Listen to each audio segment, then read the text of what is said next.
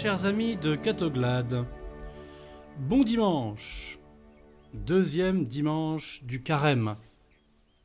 Nous continuons notre marche vers Pâques. Pour préparer ces célébrations solennelles de la Passion et de la résurrection de notre Seigneur Jésus-Christ, la Sainte Église nous fait aujourd'hui approfondir notre connaissance du mystère de la personne divine de Jésus de Nazareth. Le carême consiste avant tout à grandir dans notre connaissance et notre amour de Jésus-Christ. Tout le reste, prière, jeûne, partage de ses biens, sont des moyens pour grandir dans la connaissance de Jésus-Christ. La liturgie est notre meilleur guide pour le carême. Dimanche dernier, nous avons médité sur le parallèle entre Adam et Jésus-Christ. Ce dimanche, un autre parallèle nous est proposé pour nous faire grandir dans la connaissance du mystère de la personne divine de Jésus-Christ. Abraham, le père des croyants. Méditons un peu le mystère de cet homme, Abraham. Dieu lui dit: « Je te bénirai, tu deviendras une bénédiction, en toi seront bénies toutes les familles de la terre. » Quelle parole étonnante! En Abraham, toutes les familles de la terre seront bénies. Mystère d'un homme qui est une bénédiction pour toutes les familles de la terre, dont l'influence s'étend au-delà des générations à travers tous les temps. Abraham, de ce point de vue, est bien une figure de Jésus-Christ. C'est en Jésus que sont ultimement bénies toutes les familles de la terre.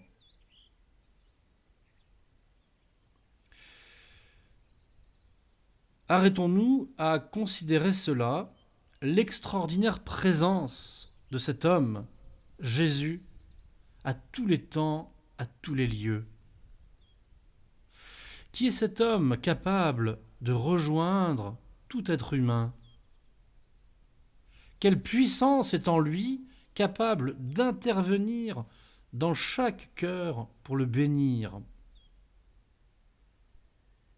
Nous touchons déjà là quelque chose du mystère du Christ comme bénédiction dans tous les temps et tous les lieux.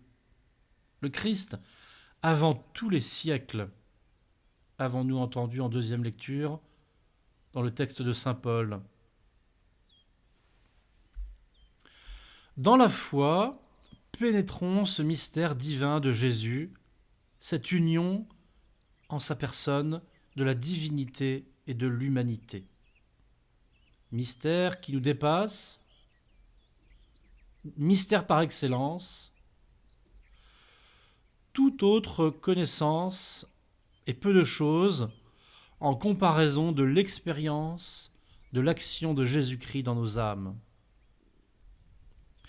C'est la perception fulgurante de la puissance de sa divinité que Jésus découvre aujourd'hui à ses apôtres sur la montagne de la Transfiguration. Pour un temps bref, ils aperçoivent le rayonnement de la majesté de sa divinité sur son humanité. Ce qui leur était caché d'une manière habituelle, ce qui nous est caché à nous aussi dans la foi, Pierre, Jacques et Jean l'aperçoivent pour quelques instants. Pourquoi cette faveur ?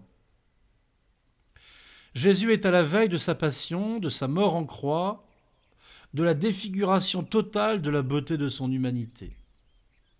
Dans quelques jours, il sera outragé, méprisé, souillé.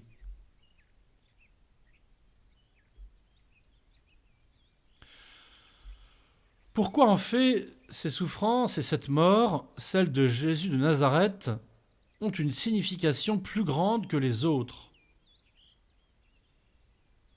Pourquoi entretenir le souvenir de ces souffrances-là, de cette mort-là, plus que celle d'un autre homme outragé, comme hélas l'histoire de notre humanité en produit tant?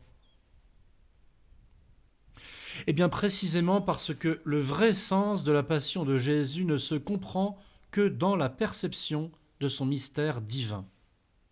Ses souffrances, ce sont les souffrances de Dieu. Sa mort, c'est la mort de Dieu.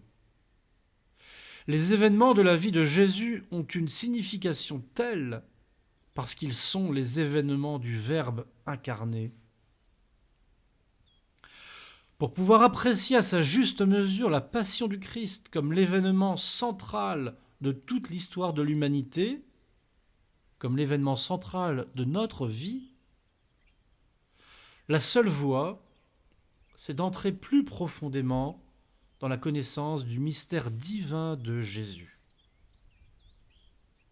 Chers frères et sœurs, demandons aujourd'hui spécialement, et cette deuxième semaine de Carême, demandons à l'Esprit Saint de nous révéler Dieu.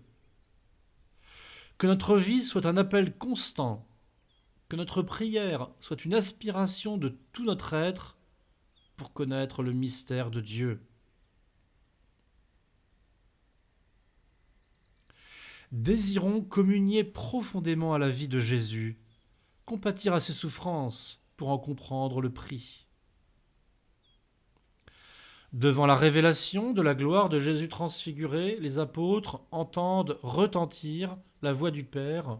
« Celui-ci est mon Fils bien-aimé, en qui j'ai mis tout mon amour. Écoutez-le. »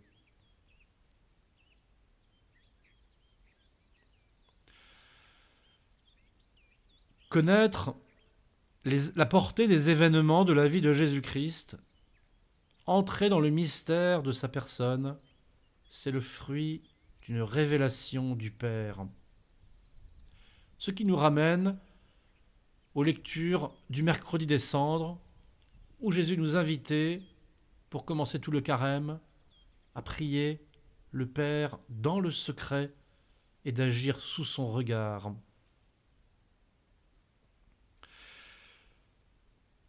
Entendant cette voix, saisissant quelque chose de l'abîme du mystère divin de Jésus, les apôtres tombent face contre terre.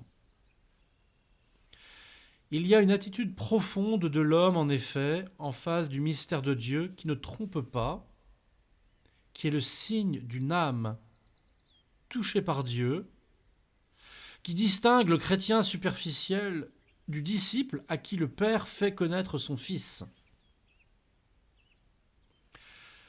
Dans la prière silencieuse prolongée, qui semble ne pas porter de fruits, il y a une expérience profonde de la transcendance de Dieu qui se fait, une conviction pratique qui grandit de la grandeur de Dieu qui dépasse infiniment l'homme. La prière nous fait éprouver notre petitesse devant Dieu, avant toute chose. Le dépassement de nos capacités de comprendre et de notre sensibilité, qui génère parfois un ennui sensible. Mais en fait, cet ennui sensible, c'est une expérience pratique vivante de la transcendance de Dieu. Voilà bien l'appel pour nous aujourd'hui qui sommes sur le chemin du carême vers la célébration de la passion de notre Sauveur. Profitez de ce temps qui nous est donné pour grandir dans la connaissance surnaturelle de Jésus-Christ. Pour cela, priez en demandant sans relâche au Père de nous révéler le mystère de Dieu. Habitons dans la personne de Jésus-Christ. Revenons souvent en esprit à Jésus, à sa personne divine. Il est le Fils de Dieu. Laissons-nous remplir par la préoccupation de sa présence. Recherchons le contact le plus souvent qu'il nous est possible avec lui.